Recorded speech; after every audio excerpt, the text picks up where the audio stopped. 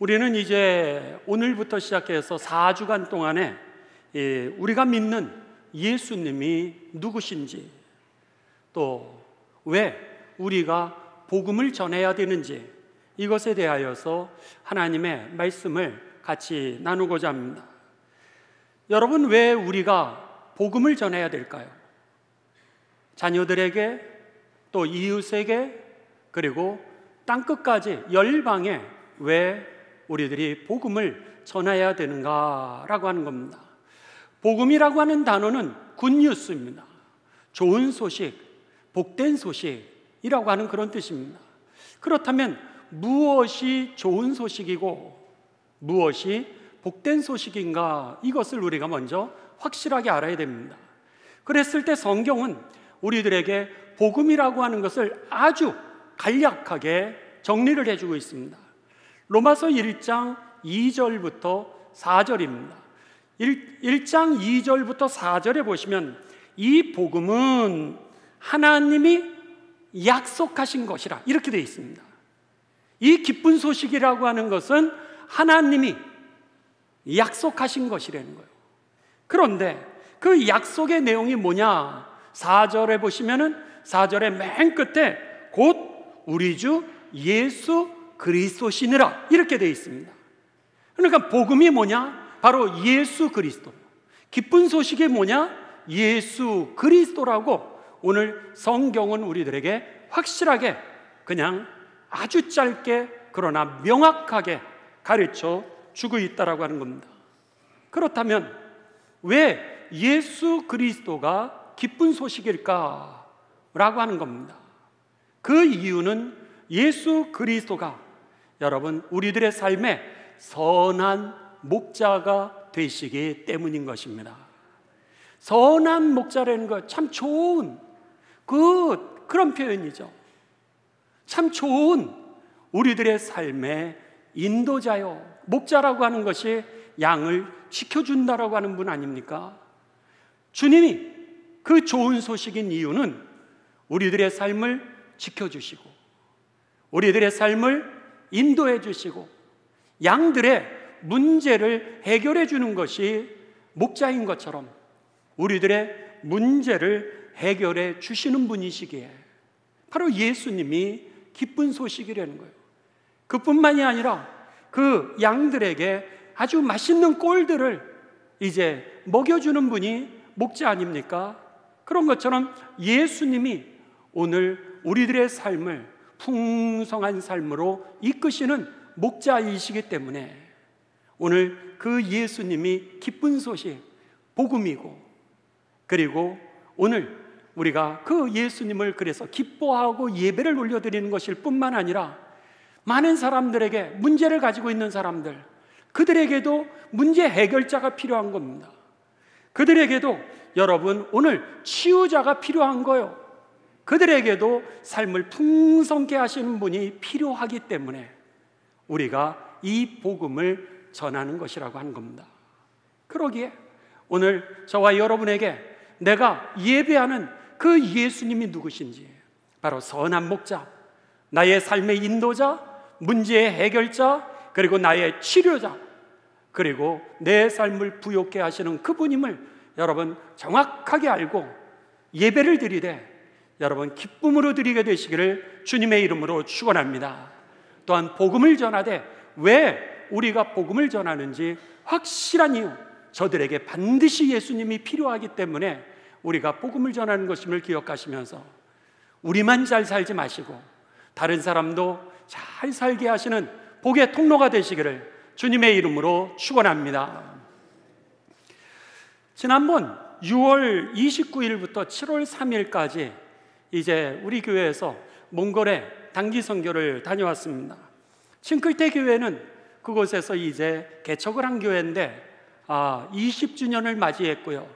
우리는 선교 17주년을 맞이하면서 그곳에 함께 가서 예배를 드리고 또 더 나아가 이 버가나른 교회 이순자 선교사님을 우리가 파송하지 않았었습니까?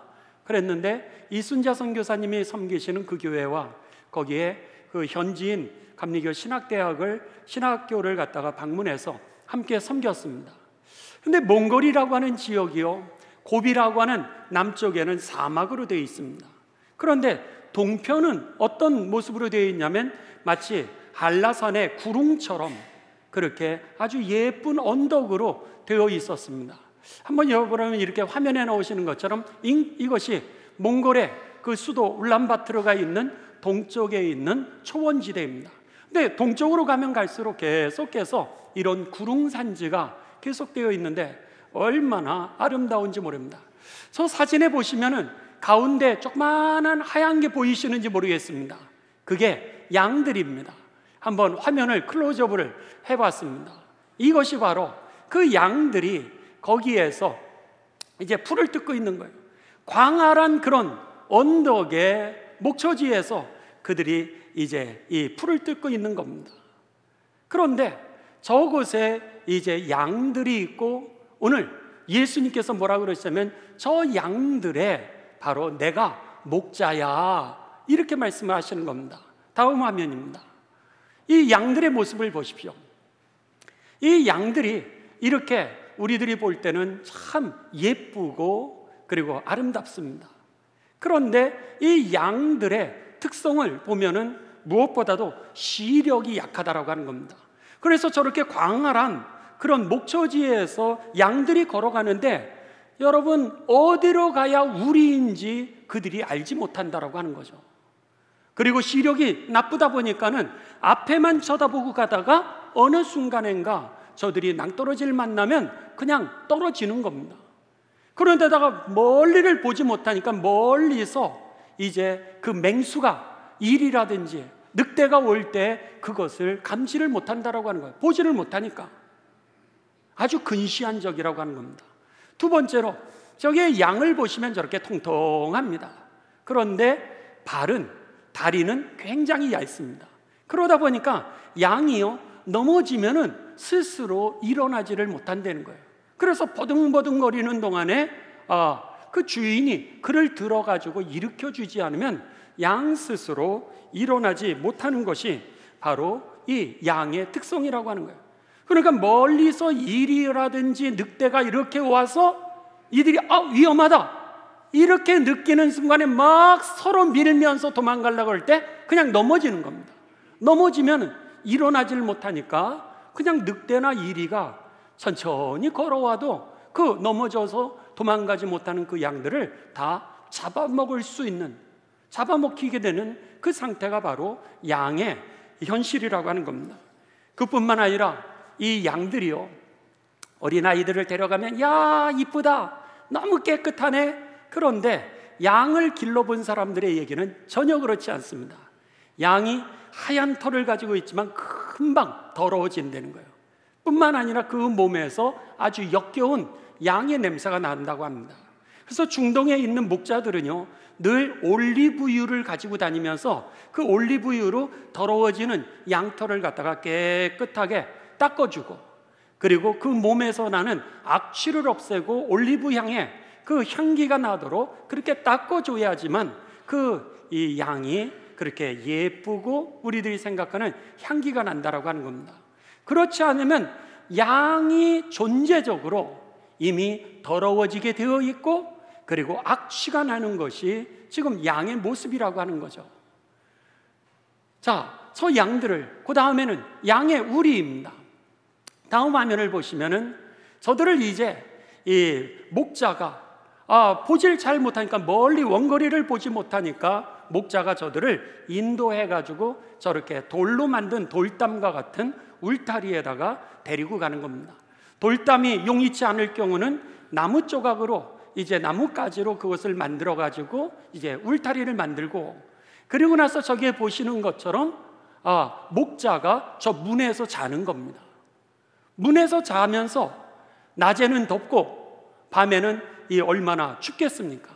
비가 와도 목자가 저기에서 자면서 양을 지키는 거예요. 이 일이라든지 늑대가 오는 것을 방어하는 거죠. 다음 화면입니다. 보시면은 또 저렇게 직접 몸으로 막거나 아니면은 거기에 문을 만들어서 그 문 앞에서 목자들이 양을 지키면서 자는 것이 바로 목자의 모습이라고 하는 거죠. 오늘 본문 말씀은 예수님이 누구시냐는 겁니다. 예수님이 목자라는 거예요. 그리고 우리는 양이라고 이렇게 표현하고 있습니다. 그 얘기는 뭐예요? 오늘 우리들은 존재적으로 냄새 날 수밖에 없는 그런 인간이라고 하는 겁니다. 존재적으로 우리들은 자꾸 더러워질 수밖에 없는 그런 인간의 모습을 예수님이 뭐라고 그러셨냐면 양으로 표현했던 거죠. 또 우리들의 존재적인 모습이 원거리를 보지 못한다라고 하는 겁니다. 멀리 시야를 가지지 못하고 오늘 닥쳐져 있는 이 문제, 근시안적인 것을 가지고서 살아가는 존재라고 하는 것이 우리들의 모습이고요. 더 나아가서 오늘 그 멀리서 다가오는 그 위협에 대해서 나 스스로를 보호할 수 없는 그런 연약한 존재, 아니 양처럼 넘어졌을 때 나 스스로를 일으킬 수 없는 존재가 바로 양, 오늘 우리들이라고 예수님은 그렇게 말씀하시는 겁니다. 그래서 예수님은 제자들을 파송하시면서 뭐라 그러셨냐면 양을 이리 가운데 보내는 것 같도다, 이렇게 말씀하셨던 거죠. 나 스스로도 보호할 능력도 없고 원거리에 있는 것을 볼 수 있는 시야도 없고 더 나아가서 늘 살아가면서 냄새 날 수밖에 없는, 오염될 수밖에 없는 그런 존재임을 예수님이 가르쳐 주셨던 겁니다. 그런데 예수님이 누구냐는 거예요. 그 예수님이 바로 목자라는 거예요. 예수님이 바로 양의 문이라고 가르쳐 줍니다. 아까 그 사진에서 보셨듯이 그 문 대신에 목자가 그 문을 지키면서 자고 있는 거예요. 결국 양을 보호하는 것은 목자인 것처럼 우리들의 인생을 보호해 주실 수 있는 분은 바로 예수 그리스도이기 때문에, 또 우리들의 넘어진 삶을 일으켜 주실 수 있는 분은 오직 예수 그리스도 한 분이시기에 우리들에게 있어서 예수님이 기쁜 소식, 복음이라고 말씀하셨던 거죠. 그렇기 때문에 그 좋으신 예수님을 마음껏 좋아하시고요, 예배를 드리되 확실한 우리들의 삶의 선한 목자 되시는 그분을 여러분 높이면서 예배하게 되시기를 주님의 이름으로 축원합니다. 우리뿐만이 아니라 다른 사람도 동일한 양과 같은 존재이기에 저들에게도 목자가 필요했던 겁니다. 그래서 우리가 복음을 전하고 있는 거죠. 자, 한번 우리 성경 말씀을 확인을 해보도록 하겠습니다. 요한복음 오늘 본문 말씀 10장 7절입니다. 10장 7절 우리 다 같이 봉독하십니다. 시작. 그러므로 예수께서 다시 이르시되 내가 진실로 진실로 너희에게 말하노니 나는 뭐라? 양의 문이라. 목자가 그냥 문 대신에 지키고 있는 겁니다. 그러므로 인하여서 그 도둑, 강도, 절도 이들로부터 양들을 보호하고 맹수로부터 이 양들을 보호하는 거죠. 오늘 본문 말씀 10절입니다. 10절, 11절. 자, 함께 봉독합니다. 시작. 도둑이 오는 것은 도둑질하고 죽이고 멸망시키려는 것뿐이요 내가 온 것은 양으로 생명을 얻게 하고 더 풍성히 얻게 하려는 것이라. 나는 누구라? 선한 목자라. 선한 목자는 양들을 위하여 목숨을 버리거니와. 그냥 문에 지키면서 온몸으로 양을 보호하고 그리고 양을 지켜주고 양을 풍성하게 살아가도록 인도하는 분이 바로 예수 그리스도라고 하는 겁니다. 그러기에 여러분 오늘 우리들의 삶에 이렇게 예수님이 중요한 것입니다. 예수님 없이는 우리의 존재는요 살아갈 수가 없습니다. 우리의 존재 자체는 이 쇳덩어리이기 때문에 한번 오염되는 모습을 한번 보시기 바랍니다. 예수님께서는 오늘 본문 말씀 내가 선한 목자라 이렇게 말씀하시면서 바로 9장에 보시면 이런 사건이 있게 됩니다. 태어나면서 이제 시각장애인으로 태어나게 됩니다. 그러면서 제자들이 그 시각장애인으로 태어난 사람을 보면서 예수님, 누구의 죄 때문에 그는 태어나면서부터 이렇게 시각장애인이 됐습니까? 이렇게 물었을 때 예수님께서 누구의 죄 때문에도 아니야 이렇게 말씀하시면서 그에게 이제 시각장애인의 아픔을 예수님이 치료해 주십니다. 우리 요한복음 9장 6절로 가십니다. 6절, 7절. 자, 여기에 보시면 그러면서 이제 그 태어나면서도 시각장애인이었던 그를 이 말씀을 하시고 땅에 침을 뱉어 진흙을 이겨 그의 눈에 바르시고 이르시되 실로암 연못에 가서 씻으라 하시니 이에 가서 씻고 밝은 눈으로 왔더라. 예수님께서 그가 태어나면서부터 해결하지 못하였던 인생의 문제를 해결해 주셨습니다. 그러면은 여러분 할렐루야 그러면서 너무너무 좋아해야 되지 않습니까? 그런데 16절을 보십시오. 그 사람이 이제 눈을 고치고 왔는데 바리새인들이 옆에서 뭐라 그러냐면 바리새인 중에 어떤 사람이 말하되 이 사람이 안식일을 안 지켰네? 그러니 하나님으로부터 온 사람이 아니라 이 사람 죄인이네. 이렇게 하고 예수님을 정죄했다라고 하는 겁니다. 아니, 다른 사람이 살아나고 다른 사람이 잘 되면 좋아해야죠. 그런데 옆에 있는 사람이 여러분 본질은 잃어버리고 오히려 그가 시각장애인, 아니 그가 나면서부터 가지고 있었던 문제 해결이 되었으면 감사하고 하나님을 찬송해야 되는데 옆에 있는 사람은 그거에 관심이 없는 거예요. 그러고 나서 아주 지엽적인 거, 그러고 주의를 잘 안 지키네? 이런 얘기를 하면서 이 사람 죄인이네, 이렇게 얘기를 했던 겁니다. 이게 인간이라는 거예요. 옆 사람이 잘 되면 좋아하는 게 아니라 여러분 오히려 옆 사람을 뭉개려고, 더 낮추려고, 오히려 나 자신을 드러내려고 하는 것이 인간 존재적인 여러분 그런 죄인의 모습이라고 하는 겁니다. 여러분들이 직장 생활 하셔서 많이 경험하실 겁니다. 직장에서요, 여러분이 열심히 하는 거 사장님은 좋아하시는데 여러분의 팀원들은, 팀장님들은 싫어합니다. 왜죠? 튄다는 거예요. 튀지지 말라는 거예요. 적당히 해야지 나보다 잘하면 나중에는 어떻게 되는 게 경계심이 되는 겁니다.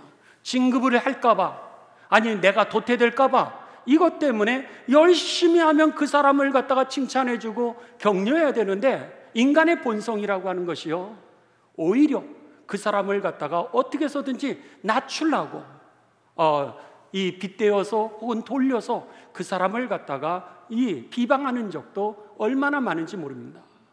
본질은 뭐였어요? 아니 회사가 부흥하고 우리 부서가 잘 되면 우리가 다 같이 좋은 거 아니겠습니까?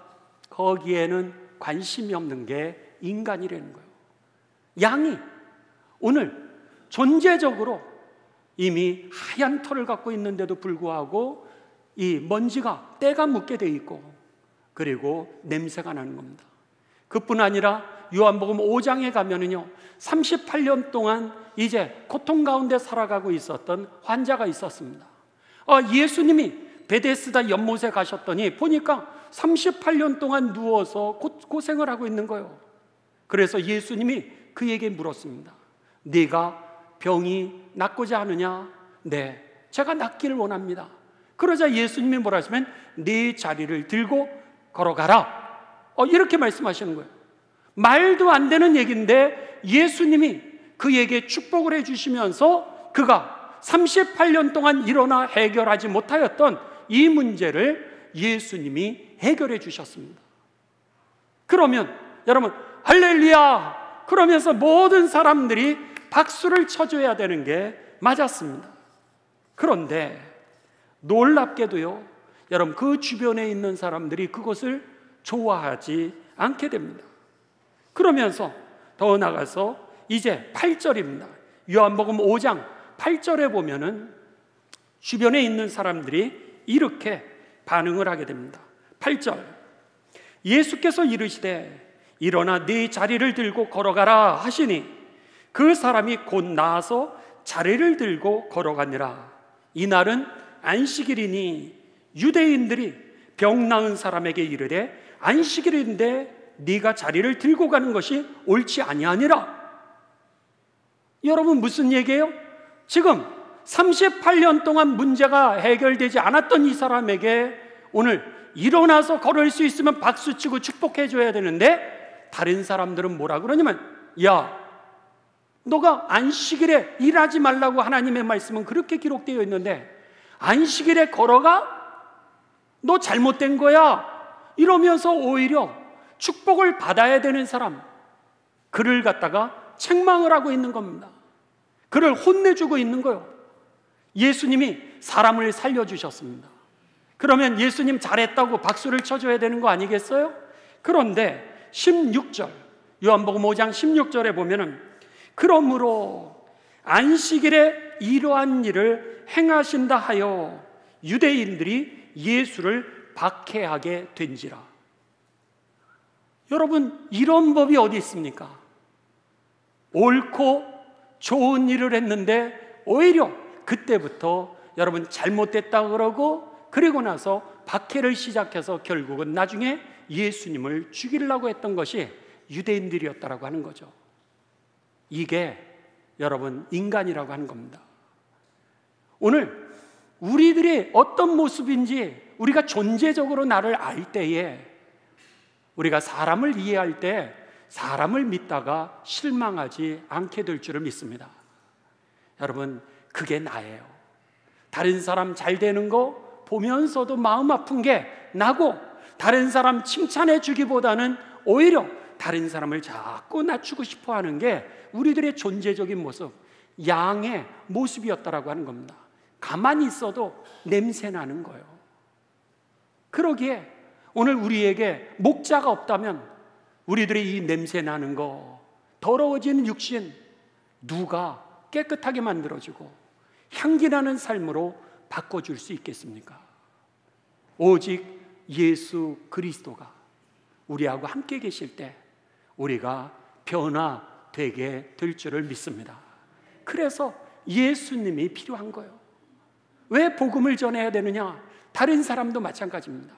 우리들도 그런 것처럼 다른 사람들도요, 사람 의지하다가 실망하는 거예요. 직장 생활이 어려운 게 아닙니다. 일은 차라리 여러분 내가 맡은 일 열심히 하는 데가 더 좋아요. 그런데 직장을 내려놓는 이유는 어디 있었던 거예요? 사람 때문이죠. 사람 때문에 우리가 일을 못하는 겁니다. 그런데도 불구하고 우리가 사람만 자꾸 의지하는 거예요. 사람만 쳐다보다가 우리가 실망하고 좌절해서 넘어지는 거예요. 그런데 넘어지면은 나 스스로 일어날 힘이 양이 없는 것처럼 우리도 그 힘이 없었던 겁니다. 그래서 선한 목자가 필요한 거예요. 다른 사람에게 선한 목자가 필요한 이유는 그들이 일어나야 되니까, 그들이 상처 속에서 해방돼야 되니까, 그들이 여러분 풍성한 사는 방법이었기 때문에 저들에게 예수 그리스도, 그 복음을 전하는 것이라고 하는 겁니다. 여러분, 바라기는 교회에도 마찬가지입니다. 교회 다니시면서 여러분 사람 보고 다니시면은요, 냄새 날 수밖에 없는 거예요. 그러니까 사람 보다가 실망해서 여러분 교회를 떠나게 될 겁니다. 오늘 저와 여러분이 예배를 드리되 그 선한 목자 되시는 그 주님만을 바라보면서 신앙생활 하시고요, 예배 드리시는 가운데 여러분을 통하여 하나님께는 영광이 될 뿐만 아니라 여러분이 다른 사람을 살리는 삶이 되시기를 주님의 이름으로 축원합니다. 신앙생활 잘하는 방법은 사람 보지 않는 거예요. 뿐만 아니라 더 나아가서 세상 사람들이 오늘 여러분의 그 복음을 기다리고 있다고 하는 겁니다. 그래서 우리 자녀들에게 가르쳐 주는 거예요. 저들이 사람을 의지하다가 환경 속에서 넘어질 때 일어나는 길이 예수 그리스도였기에, 다른 사람에게 복음이 전해져야 되는 이유는 저들도 다시 살아나는 길이 예수 그리스도이기 때문에, 이 여름에 이렇게 더운데도 불구하고 성경학교를 통하여서 어른부터 어린아이까지 선생님들이요 휴가를 내면서 이 복음을 전하는 이유, 미국에서부터 한국까지 와서 영어라고 하는 언어로 그들에게 복음을 전하는 이유, 바로 저들의 미래가 예수님에게 의해서 살아나는 길이었기 때문에, 그 선한 목자를 알려주기 위해서 이제 이 성경학교 선생님들의 헌신이 있게 되었다라고 하는 겁니다. 바라기는 여러분, 오늘 우리들의 삶도 주님만 바라보시면서 예배를 드릴 뿐만 아니라 남은 일생 그들에게도 이 기쁜 소식, 예수 그리스도를 전하시는 가운데 사람을 살리는 삶이 되시기를 주님의 이름으로 축원합니다. 저는 오늘 말씀을 이제 마치면서 여러분, 김교신이라고 하는 그 선생님을 여러분들이 들어보신 적이 있는지 모르겠습니다. 성서조선이라고 하는 그런 월간 신앙 잡지를 갖다가 일제시대 때 이제 발간을 하면서 그가요 이제 창씨 계명에 대해서 그 거부를 했고 신사참배를 거부를 하면서 다음 세대에게 민족의식을 고취시키고 독립을 운동하면서 이제 하나님의 나라를 증거했던 선생님 중에 한 분입니다. 이 김교신 선생님은 일본에 유학을 했습니다. 일본에서 유학을 할 때 우찌무라 간조라고 하는 일본의 아주 그리스도인 유명한 사상가가 있는데 그분을 만나게 됩니다. 그분 밑에서 여러분들이 들어보셨던 김교신 선생님과 함석헌 선생님이라고 하는 분이 그 밑에서 이제 그리스도인의 말씀을 배우기를 시작합니다. 그냥 유학을 갔다가 노방전도하는 사람들에 의해서 복음을 접하게 된 겁니다. 여러분들이 전하는 그 노방전도, 여러분 예수님 믿으세요, 그리고 예수님이 해답입니다라고 하는 종이 쪽지 하나가 다른 사람의 구원의 능력이 될 걸 믿으시기를 바랍니다. 절대로 헛되게 되지 않는다는 거예요. 이 김교신 선생님도 일본의 그 일제시대 때 유학을 갔다가 거기에서 노방전도하는 사람들을 통하여서 이제 예수님을 영접하게 되고, 그리고 우찌무라 간조라고 하는 일본 이 그리스도인 사상가 중에서 여러분 가장 위대한 사람 중에 한 명이고, 일본 메이지 유신에 있어서 일본의 역사에 큰 영향을 미친 20인을 뽑는데 우찌무라 간조라고 하는 이 선생님을 갖다가 이제 뽑는 그런 사상가입니다. 그 밑에서 이제 공부를 하고 말씀을 배우고 한국으로 돌아서 양정중학교에서 지리를 가르치는 선생님으로 섬기게 됩니다. 날마다 그 반에 있는 그 학생들의 이름을 불러가면서 중보 기도를 하는 거예요. 때리지도 않았는데, 명령하지도 않았는데 애들이 변화가 되는 겁니다. 그래서 이 김교신 선생님의 그 클래스에 있는 반에 있는 아이들이 늘 모범반으로 뽑혀서 그렇게 칭찬을 받았어요. 어느 날 이 김교신 선생님이 이제 반 담임을 맡았습니다. 반 담임을 맡았는데 한 명 한 명 놓고 기도하는데 그 반에 여러분들이 잘 아시는 송기정이라고 하는 그런 학생이 그때 있었습니다. 보니까 송기정이라고 하는 학생이 달리기를 잘하거든요. 달리는 은사가 있어서 그가 어느 날 송기정을 불렀습니다. 기정아, 내가 너를 보니까 너가 달리는 그런 은사를 갖고 있는 것 같아. 그러니 한번 달리기 선수가 돼보지 않겠니? 이러면서 선생님이 기정이를 갖다가 그렇게 격려를 하면서 수업이 끝나고 나면은 이제 선생님은, 기정이는 달리고, 그리고 이 김교신 선생님은 자전거를 타고, 그리고 물 한 병을 자전거에 매달고, 그리고 나서 이제 달리기 연습을 시켰습니다. 독일에서 이제 베를린 올림픽 이 대회가 있는데 일본에서 일본 마라톤 선수 대표를 뽑는 그 경기가 이제 시작이 됐습니다. 여기에 김교신 선생님을 통하여서 이 일본의 마라톤 대표를 뽑는 이 경기에 동경에 이 파송을 하게 됩니다. 송기정 선수가 그곳에서 이제 달리기를 시작하는 거예요. 그랬는데 막 달리는데 현기증이 나는 겁니다. 왜요? 조선 사람들이 뭐 그 당시에 먹을 게 있었습니까? 그냥 보리밥 먹는 거예요. 보리밥 먹었는데 그렇게 뛰려고 그러니까 너무 힘들다 보니까 이 송기정 선수가 현기증이 나서 막 쓰러지려고 그러는 거예요. 그랬는데 선생님이 그 전에도 했던 것처럼 자전거를 타고 가면서 물을 한 병을 가지고 가면서, 기정아 힘내, 너 뒤에는 내가 있잖아, 너 뒤에는 조국이 있어, 너 뒤에는 조선이 있어, 이러면서 막 가물가물해가는 이 송기정 선수에게 뒤에서 외쳤던 거예요. 선생님의 소리가 들리게 되자 송기정이 정신을 차리고, 그리고 나서 계속해서 뛰기를 시작해서 동경올림픽에서 그가 금메달을 따게 됩니다. 이렇게 되면서 일본 대표로 전 세계 독일 베를린에서 올리게 되는 제11회 올림픽 대회에 나가게 됩니다. 가서 뛰는 거요. 가서 막 뛰는데 여전히 이 송기정 선수가 먹은 게 없잖아요. 그러니까 일본 동경에서 뛰었을 때 그런 현기증이 그에게 또 나기를 시작합니다. 그런데 그 마음 가운데 기정아 힘내, 너 뒤에는 내가 있잖아, 너 뒤에는 조국이 있잖아, 너 뒤에는 조선이 있잖아. 선생님의 그 소리가 막 정신이 가물가물해지는 그 송기정에게 마음에 막 끌어오르더라는 거예요. 그래서 죽기 살기로 그가 뛰게 됩니다. 결국 그는요 2시간 29분 19초로 세계 신기록을 내면서 그는 금메달에 올림픽 이 메달을 따게 되죠. 조선 사람으로 처음으로 올림픽에 그 금메달을 따는 그런 순간이었습니다. 여러분, 오늘 그 송기정 선수, 그가 어떻게 그렇게 될 수 있었겠어요? 오늘 그의 마음 가운데 오늘 이 선생님의 그 소리가 들렸던 거예요. 우리들은 송기정 선수에 대해서는 다 알고 있지만 그 뒤에 누가 있었는지에 대해서는 아무도 잘 생각하지 않습니다. 김교신이라고 하는 그 양정중학교에 선생님이 계셨던 거예요.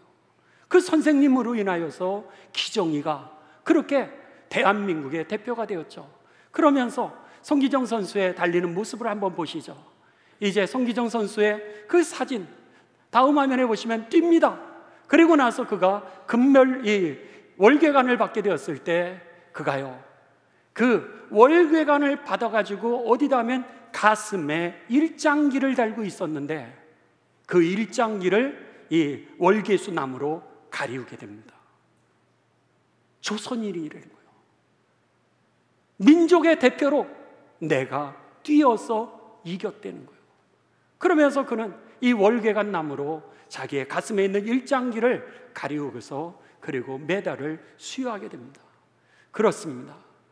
여러분, 오늘 송기정 선수가 있었던 것은 그 뒤에 김교신이라고 하는 선생님의 그 외침이 있었던 거예요. 그렇습니다. 오늘 우리들의 삶도 마찬가지라는 거예요.